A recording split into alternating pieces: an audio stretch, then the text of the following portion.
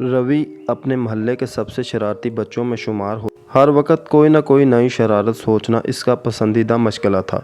मगर एक दिन इसे एक ऐसी चीज़ मिली जिसने इसकी ज़िंदगी हमेशा के लिए बदल दी। वो एक सुनसान बाग में घूम रहा था जब इसकी नज़र एक पुराने झूले पर पड़ी। यह झूला दूसरे झूलों से मुख्तलिफ था, चमकदार, सुनहरी जंजीरों वाला, और जैसे ही हवा चलती इसमें हल्की हल्की रोशनी आने लगती।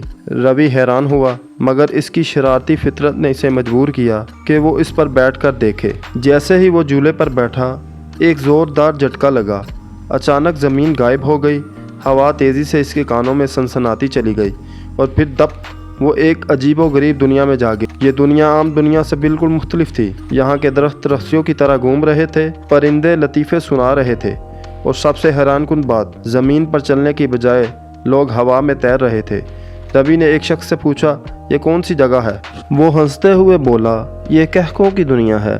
यहाँ हर वक्त हंसी रहती है, मगर अगर कोई शख्स उदास हो जाए तो वो हमेशा के लिए यहाँ फंस जाता है।